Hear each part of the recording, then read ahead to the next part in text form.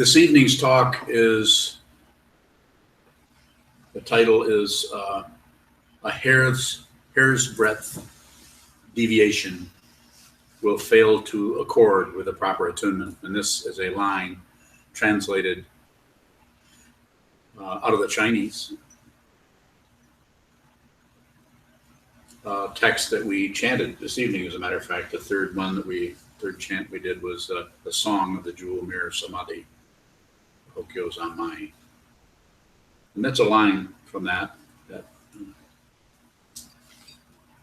originally written, I think, of the 9th century, 8th century, 9th century, by Sokuzan Rilkai, who was a lineage holder in this lineage. He's, of all the names, that boring thing you did at the end, where it just name after name after name. Remember that? We didn't do it. Didn't do that? I thought there was kind of a blank look on it. Oh, that's right. Well, if you come in the morning, then you'll get introduced to that chain. It's a very good chain. Very interesting. So a hair's breadth deviation is a way of talking about the nature of the mind, studying the mind. This is a Buddhist monk who's talking about this.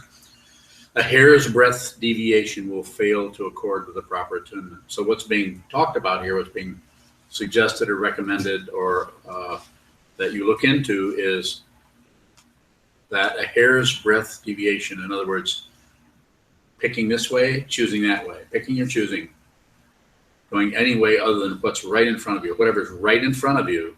If you deviate from that, that's called picking and choosing. So whatever arises in your mind at any given time, whatever arises in your mind at any given time is what you need to see. That's what you need to study. That's your lesson for the day. If you try to avoid it, you're just prolonging your misery, or maybe not, maybe discomfort, maybe frustration.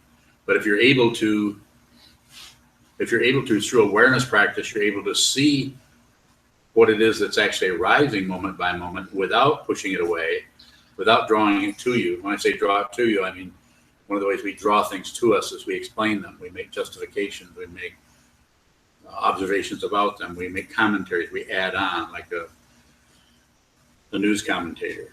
Somebody says something, and then a bunch of people come on. They call it the talking heads, and everybody explains what they just said.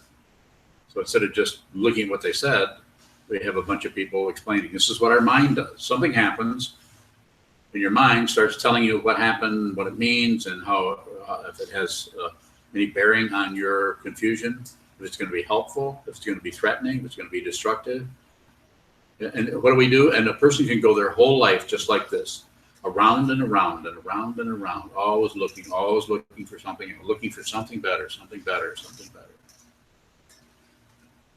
Sometimes I use the image of a tilt-a-whirl. If you know what that is, at a carnival, you get on something that goes around, and there's a whole bunch of other little things that go around. They look like little baskets. You sit in those, and it goes up and down and up and down. And if you, the last time I rode one of those was in 1959. It was in the summer. And I just finished smoking a Marlboro. And I got on to the tilt-a-whirl, which was right in the parking lot of Horrocks over here, which used to be Sears Roebuck. And I got on it, rode around, and I got horribly sick. That's the last time I ever got on the tilt-a-whirl. Just thought I'd throw that in, even though I know what a tilt-a-whirl is.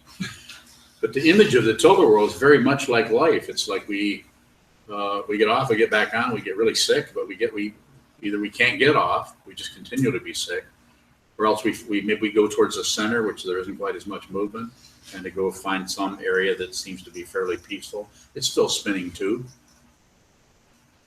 This awareness practice is not for everyone to do. When I say that, I'm very aware of that. That's why I try not to present a sales pitch to you. I'm not going to make you any promises. That's a cheap shot. It's not for sale, but it's available. It's helped me, and if you practice it, it'll probably help you, but it won't if you don't practice it. And so there isn't any way of like saying, well, you should do this. I even tell people who really get motivated by meditation, have practiced it for a few months, and realize that this actually could help me. I'm actually seeing more clearly the way in which I keep spinning that same wheel. And then that person, possibly because of their enthusiasm, might want their children to do that, because they think, this is great. If I could teach my kids this, then, it would help them. They would learn really early. And what do I say? Don't do that. Don't do that. Bite your tongue. Don't tell your kids to go meditate. Let them decide. Meditation is very difficult to do. Extremely difficult. The downside is it's extremely difficult. The upside is it's difficult because you're actually looking at that part of your ego that most of the time you can avoid. Most of the time you can stay away from that. You can do what?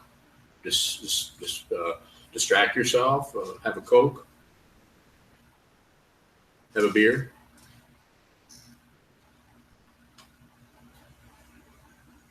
Have some oxycodone, have some heroin, have a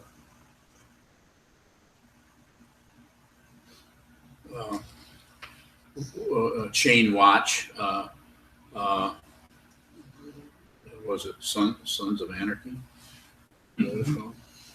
No. What do you call that? Chain watching? Binge. Don't correct me. That is binging. So it's a good way to just bail for the weekend. You get in, you turn the damn thing on, and you watch it, and you just. Years ago in the 70s, people would do that with the Godfather trilogy. Just watch it all over again.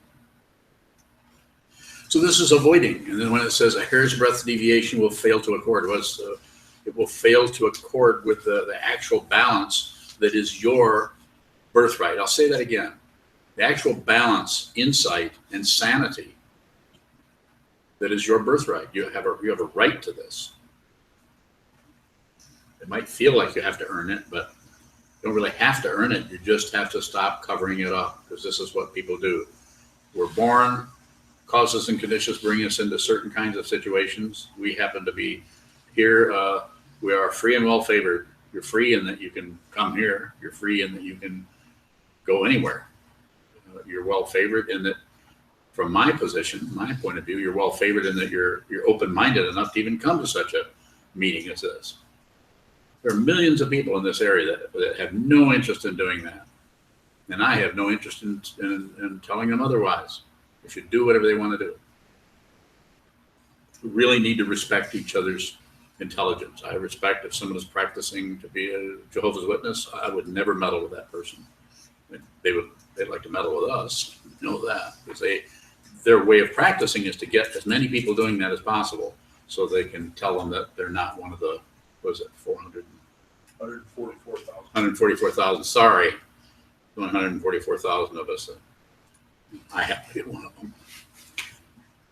So, in this situation, practicing Buddhism is also not necessary to join some kind of Buddhist club or join a church or anything. All you have to do is practice meditation. All you're really doing is doing an awareness practice that Buddha learned probably from his Hindu teachers 2,500 years ago, that he practiced, and he made a few discoveries that made what he taught a little bit different than the ancient Hinduism. The word Buddha means awakened one. Buddhism means the teaching of awakening. What did he awaken to? Nothing is separate. No matter what it is, the most confused, terrible situation, the most uplifted, joyous situation, they're not separate. They get their meaning from each other. So hair's breadth deviation, what we have to do first is just to see, through awareness practice, of course, through awareness practice, see the way we keep leaving the central position, the kind of natural balance that's already there, and opt for something else. We try to, if we start to feel good, we want to feel really good. If we start to feel bad, we don't want to really feel really bad unless we do. Sometimes there are people that go that direction and want to, they've tried so hard to feel really good, and that doesn't work. So they go the other way. I'm just going to really have a hard time. I'm just going to go out and lay it on, do whatever, try to destroy myself. So hair's breadth deviation will fail to accord. So it will fail to accord with the attunement that is being pointed at here is just balance. Just a simple, not too tight, not too loose. That's why Buddhism is called the middle way. Not too tight, not too loose. If you get caught up in that kind of polarity, you're being pulled this way and that way. If you go to war with it, it just creates more heat, more slings and arrows, just more and more difficult.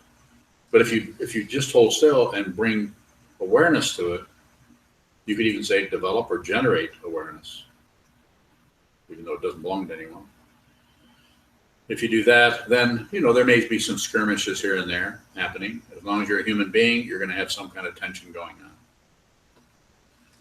Sometimes people get very idealistic about this. People who practice and think that if they awaken, they suddenly have to never have another problem. They're always serene. They're always so peaceful. And if you may not do that, but people who are not practitioners will expect you to. I had someone call me recently and was unhappy with something I failed to do and accused me of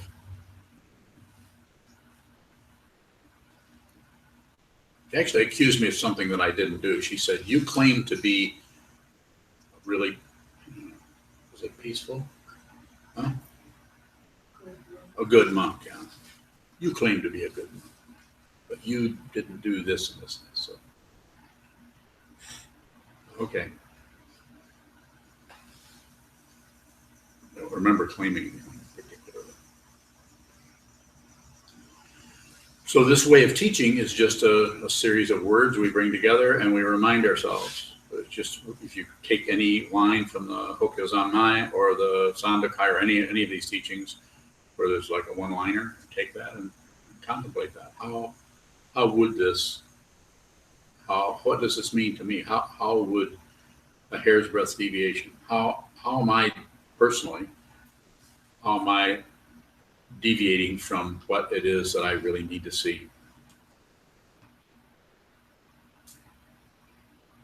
And there's just so many ways that this can occur. It can occur on the cushion while we're meditating, and it can occur when we're interacting with our friends or our mate or our coworkers, teachers, students, and so on. That can happen. Any questions at this point?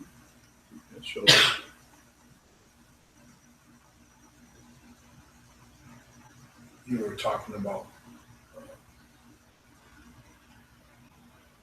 watching the mind during meditation. Yes. And how meditation gives us an opportunity to see what we usually ignore. Yes. How do we know that we're not actually ignoring while we're meditating? So the way we would work with that is there's a desire to know where we have a reference point all the time. Are we doing this right? Are we meditating right? Is this correct? Is this a good way to meditate? Is there a better way to meditate? So when we sit down, hold still, like the teaching went tonight, hold still, hands like so in this hand position, mudra, and hold very still. Look at the wall. If you don't hold still, if you shift slightly, here's breath deviation. If you deviate at all, then because body and mind are not separate, the mind starts waving also. If the body moves, and the mind starts wavering. Just a way of talking about it. Probably doesn't do anything. But the desire to know that is part of self-centeredness. So the very desire to know that is what we call mundane truth. It's relative truth. Am I right? Am I wrong? Am I right? Am I wrong? Even though we use something like the hair's breadth deviation will fail to accord with a proper attunement, a very relative way of talking about it. But we need to say something. If we're going to talk about it all. We need to say something. Anytime you open your mouth, you're lying. I'll say that again. Anytime you talk, it's a lie. If you don't understand, you should ask questions or disagree with me if you want to. Yes, sir. Why is it a lie? Because it's relative truth, and relative truth is always based on opposites. Anything you state gets its meaning from an opposite thing. So it's never, there's some truth to it, but it's not completely true. It would have to be, it's very subtle. And if I could sit here and give you examples, I could stand here and give you examples. I could dance and give you an example. Probably not going to do that, so you don't have to worry. Do you follow me? Yes. Okay. I was just thinking that the word lie seems to be a very dualistic word. No kidding. Yeah. I'm deliberately using that lie rather than say that it's untrue. I'm saying it's a lie. Because, and that helps us bring our mind to that area, because we immediately say, well, no, everything isn't a lie. Some things aren't lies. It's true that this is wood. This is a wooden table. But the relative construct that is happening there is not as dependable as it might look. Yes, Jeff? How is it possible for there to be some truth to it? Relatively. Right. This conventional truth. Conventional truth is always, it's like who was the comedian that called it truthiness? I don't remember who that guy was. Truthy. I thought it was funny. Are you catching a bug or are you waving at me? Both. Oh, Yes. good. Good response. Go ahead, Jeff. Well, truth of a different kind, that it can't share anything of the absolute truth. The absolute truth isn't polarized. It doesn't have a polarity to it. That's why it's absolute. Yes. So is it a misnomer to say that it's absolute truth then? Probably. But you got to say something about it. We don't have to, but if we're going to be talking about this, it's a difficult topic.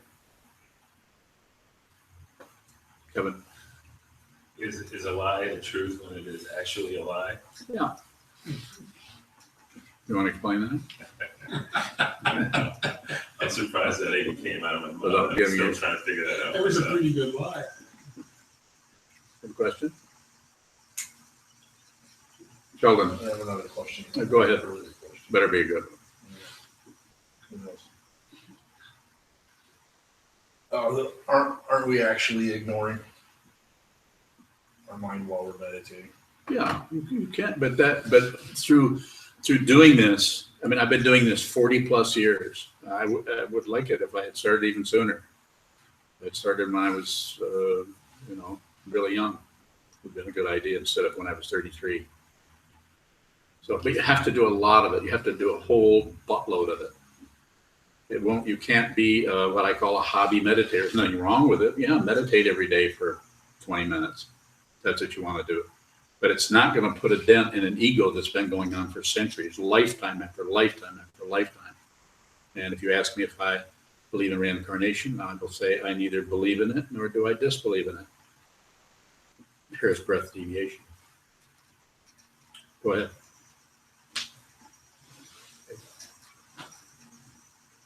I thought I said quite a mouthful there.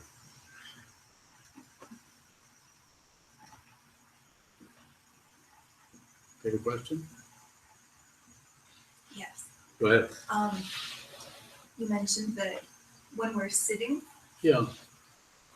sitting as still as we can for as long as we can. Yes. And if we move, that's a deviation. Yes. Is that something that we shouldn't do?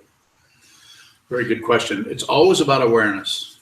If you think it's about getting better, if you think it's about it's getting more aware, if you think about it's getting from here to there, being something different than you are, this is called delusion. This is called delusion. But by seeing what is actually arising in awareness, this is called awakening, to actually see what it is, to actually be in the awareness. the awareness itself. It's like if you had a cloud that thought, then the cloud would think about the other clouds. But if you had a sky, the sky isn't going to think about the other sky. There isn't any other sky.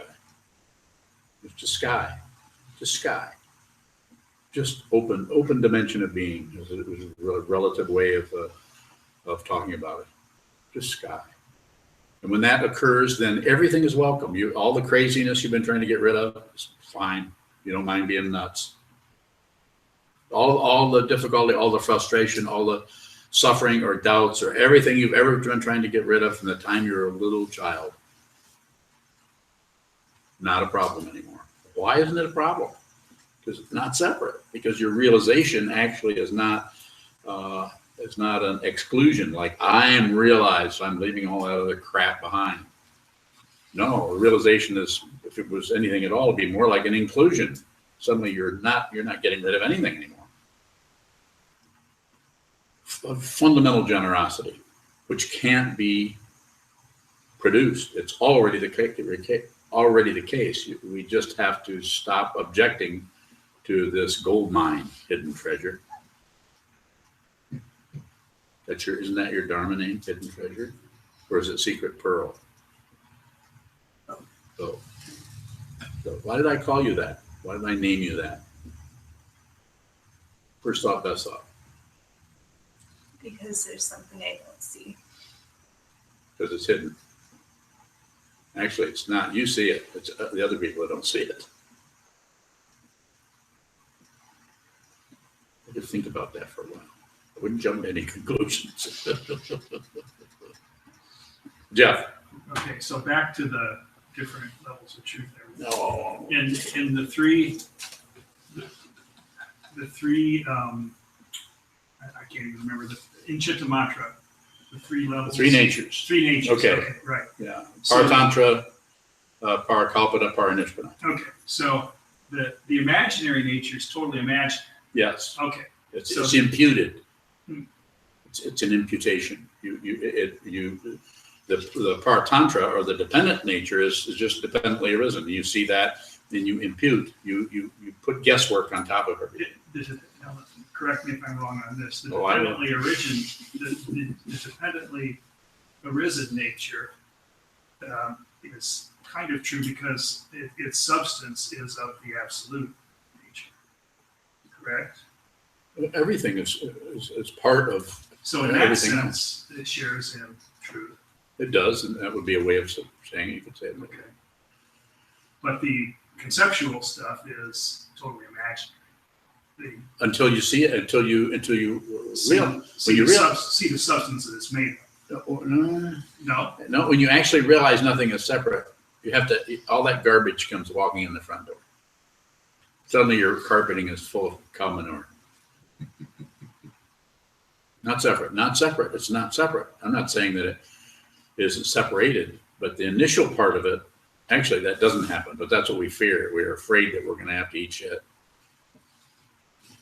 Sorry, that probably didn't work very well, but we're afraid that we're going to have to accept something or do something that is going to be negative. And so that's why we keep fighting with ourselves and we keep avoiding who we are. More? No. So the deviation, Yes. when we deviate, is that when we begin to build the walls of the mind Yes. to take in the heart truth? Yeah. So the deviation it isn't so much about, it is initially, but it isn't so much about not deviating. It's to see that we keep separating ourselves from what is arising to try to find something else, something different, something better. Just what Jeff said. Yeah. More? Here. Shane from California. Hello, Shane from California. He says that was Stephen Colbert who called it. He's correct. That's Stephen Colbert. It's a truthiness. Good Shane. Save it to And Shane. Shane will be here on Friday, so. You better hurry up. Yeah. Wonderful. And then from William Murray, north of Grand Rapids. Yes. His two-part question. How is the wood altar truth and other speech not? And then secondly, is the contrast due to knowledge versus opinion?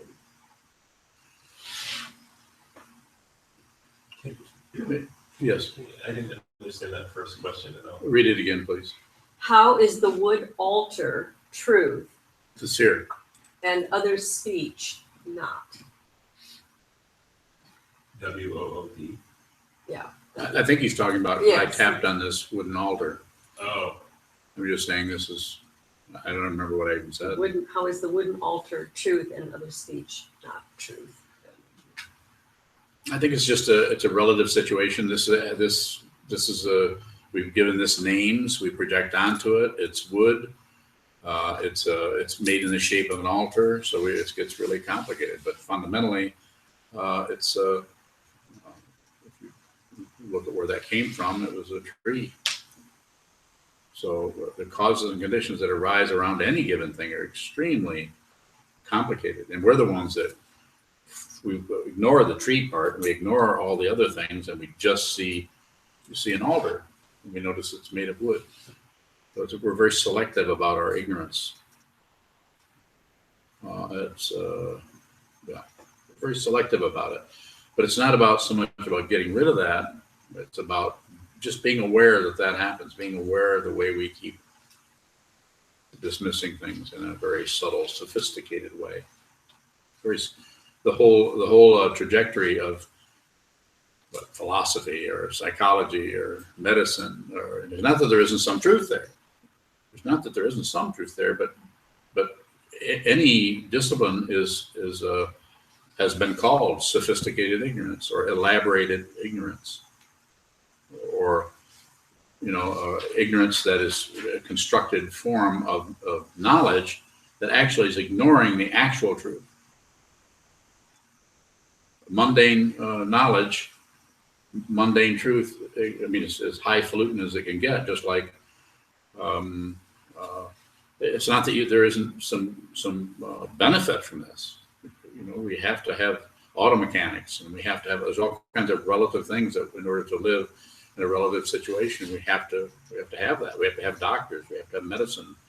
I mean, that's because that's how things are. We need to have a therapist, psychiatrists, and medications, and all of that. But if you look at it closely, you see that it's a very, very closed system. You'll notice that the psychiatrists never talk to the tarot card readers. You notice that? I'm sure that's really standing out to you. But the psychiatrists or the doctors are very good at what they're doing quite often. They're extremely helpful to people, even though it's a very limited thing, because they're working in a particular area. And if you've ever talked to a tarot card reader that's really good, that's an astonishing way of looking at the way this world works. It's an incredible way of looking at it. I know, I studied it. I didn't practice it, but I did study it 50 years ago. Yes. Question from Brett out in Philadelphia. He asks, you mentioned that it's inaccurate to expect the awakened person to be serene all the time. What has happened in the awakened person then? Do they just have an exceptional level of awareness? They have an exceptional awareness of ignorance. Good luck, Brad. Yes, sir. does that response, go in accord with the idea or the awareness of untruth or lies? If so, how does that move us towards awareness, understanding? or enlightenment, or Buddha nature, and ignorance, or confusion, or delusion are not separate. Those are constructs. They get their meaning from each other, so they're not separate. So the Buddha, or the awakened one, or one who is realized, has a really profound understanding and realization of ignorance. They see what is being ignored. They see, and what is being ignored, not separate. That we're not separate from each other, but we sure act like we go to war. We fight with each other. We take issue with this and with that. And it's not that there shouldn't be some of that. Of course, we have to. I can't start wearing your underwear. You know, I mean, I could, but you know, I mean, I can't. It isn't that. We're not saying we're that close. That it's not that kind of no separation. That we're talking about the fundamental nature that we are. Our bodies are all separate. We have different lifespans. We have different abilities and talents. Some and some of them, like sometimes they say anybody can be president. Well, that's a good example of a lie. Just a terrible cultural thing to try to control people. Just like anybody can play the guitar. Not true. Somebody could practice it and maybe play it a little bit. And some people are just born with incredible voices. And what do? We give them credit for it. They didn't create those vocal cords. I can't take credit for anything I'm doing. There is no solid self in the skandhas. Yes, sir. Is there something that would preclude someone over the course of lifetimes getting to the place where they never experienced any negative states of mind? Isn't that what the perfections, the paramis are about? Paramitas? So I'm not clear about your question. I'm following a little bit, but give me a direct question so that I can be more. Otherwise, I start talking like cottage cheese. Well, you said earlier, as long as we're human beings, there's always going to be some negative something or other going on. Yeah, I don't have an earache. Well, mentally, I mean, some.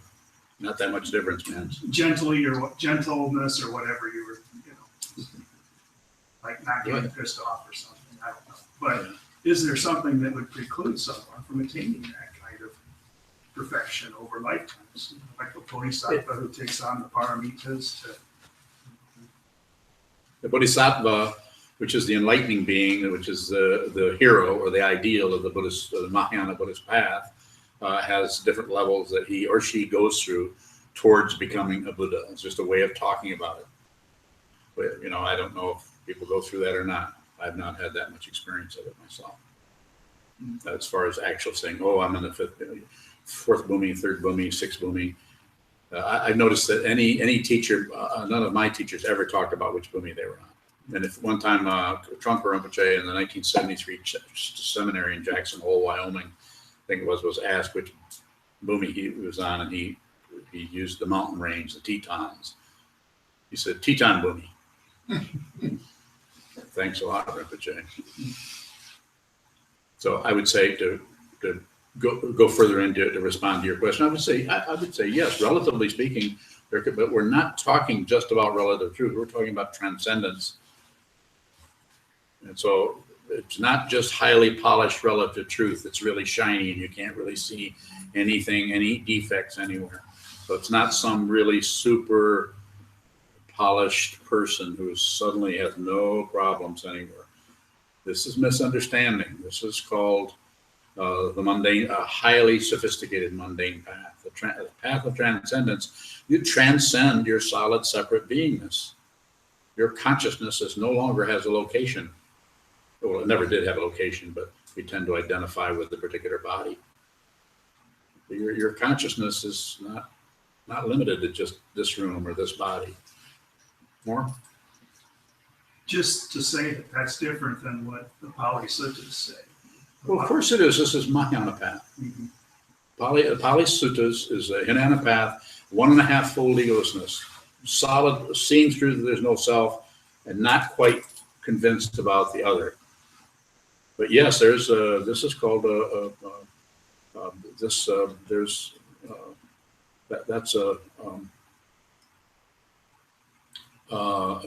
in the three yanas that are talked about, the Shoaka yana, the Pratyeka Buddha yana, the Bodhisattva yana.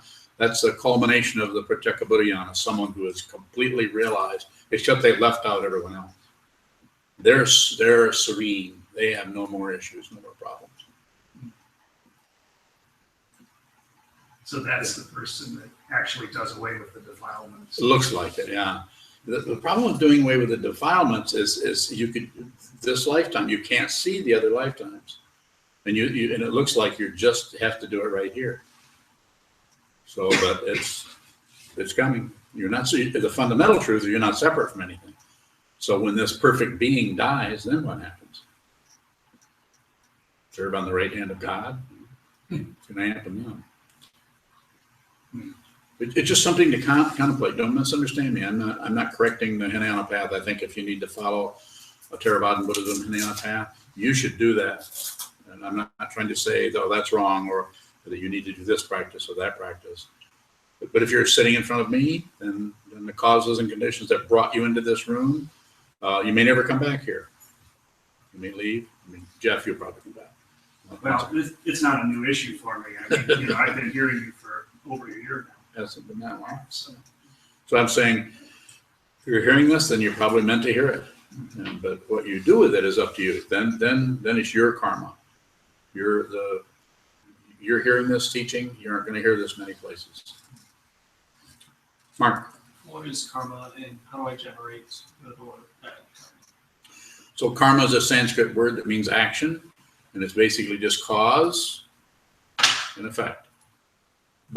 And what we do as self-centered beings, wanting the good stuff and keep away the bad stuff, is we try to get control of self and cause and effect. So we try to find out what's moving towards something else that's going to create a sound we don't like, or something that's going to move one thing towards something else is going to produce a musical sound.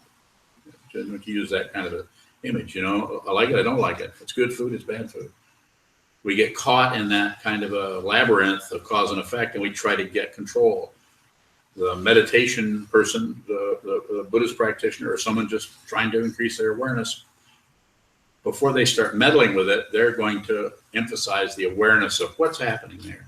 And if you do that, then you begin to see that the wood came from a tree. The tree had to be cut down by somebody. This person had to be born because of two people coming together so that this hand could be produced, so that this hand could move through space to make that sound.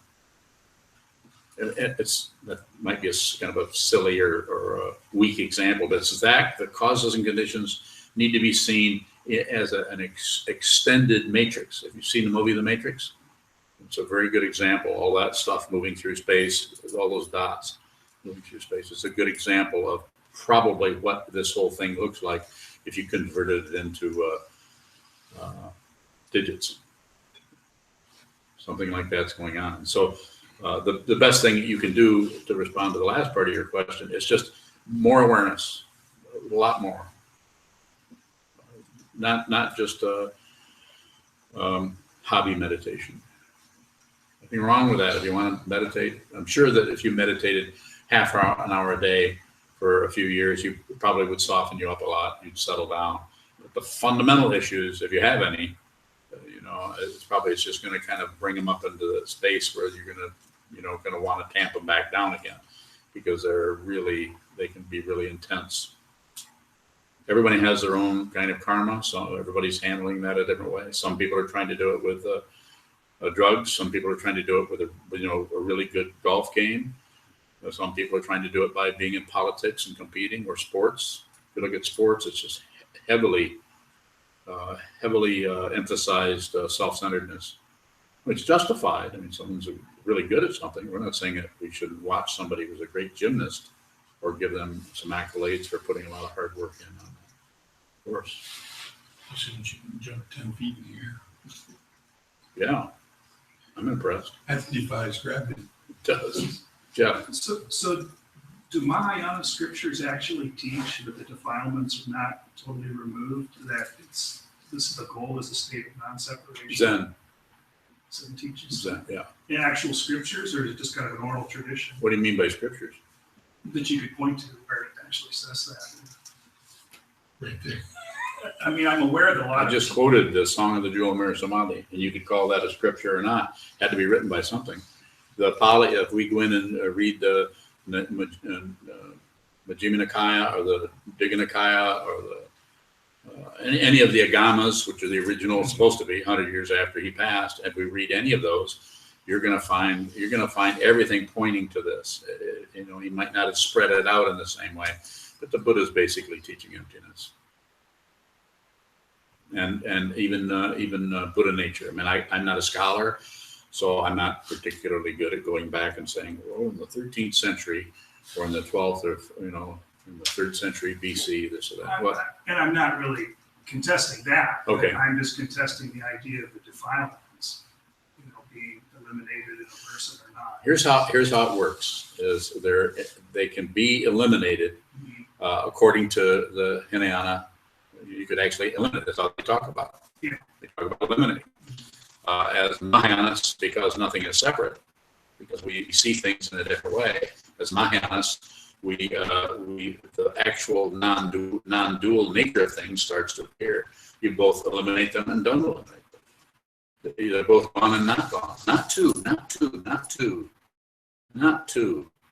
And it's a realization, not a concept. I have to use a concept to talk about it. But if you realize it, the concept, it's like, if you realize, like the boat going to the other shore. You know, if you go to the other shore, you don't need that boat. Drag that boat around with you. But you might want to tell other people how to build a boat. But you're free. You're liberated. Yes, sir. What are some examples of defilements?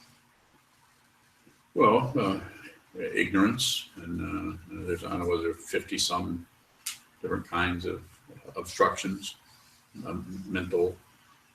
Like I said, I don't recall all of that, but it's defilements are passion, aggression, ignorance, avarice, envy, jealousy, greed. You know, all of those, just those kinds of things. And the practitioner on the Hinayana path, this is something they're working on getting rid of those. And quite often, and it's not that you shouldn't work on that. Maybe you should. Maybe that's an area you should be working in. It's something you can study. We have the Buddha's teachings right over there, and we have the Majjhima Nikaya. We studied that for how long? A year, 5 days a week for a year. So it's almost 9. Are there any final questions before we close? Michael. Question about defilements. In the Heart Sutra, he talks about while practicing a deep practice. Isn't that saying that it's just a practice, there is no perfection? Well, there's the perfection, or the idea of perfection is not actually opposite to something that's not perfected. It's not an opposition. It's already perfect. As it says, the Tibetan monk of the 14th century, Longchenpa, his teaching was basically the great perfection, that nothing needs to be done. And in this particular hair's breadth deviation is basically saying that you don't need to correct anything. If you feel there's something wrong with you and something needs to be corrected, you can fiddle with that. You can talk to other people. You can get advice. Most advice is based on other people's confusion. Have you noticed that? If you tell your problem to anyone, they want to tell you, because they get to get out of their own suffering by feeding you their own formula. Not always, and I'm not saying that people aren't trying to be kind and trying to be helpful. But quite often, a person is actually they want to give you advice, but if you look at their situation, they're not doing so well themselves.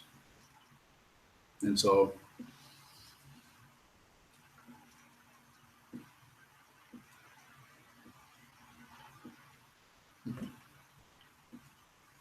thank you very much.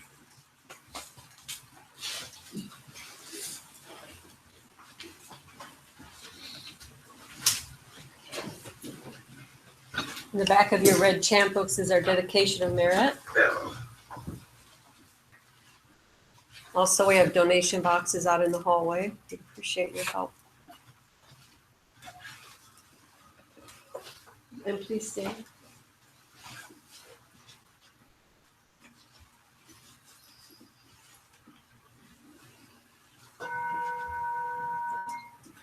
May the merit of this penetrate into all places, so that we and every sentient being together can realize the Buddha's way. Jewel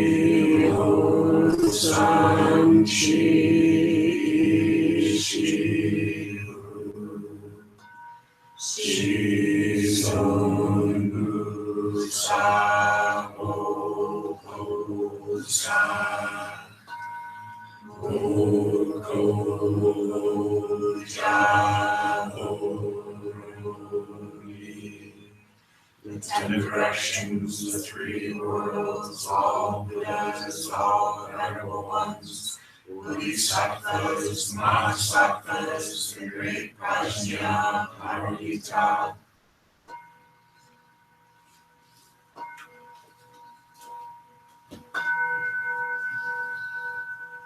O Buddhas and Bodhisattvas of the 10 directions and the 3 times, please hear us. Please come down out of the light and protect Sokokoji Buddhist Temple Monastery, its buildings, garden, and all adjoining areas from any and all dark or negative energy. Remove and dissolve any negative energy or devices. Fill everything and everyone with light. Please shield and protect with light our teachers, monks, students, and all practitioners of the Dharma, our families and friends from negative forces and energy from now on. Help us to realize the truth of the Buddhist teachings.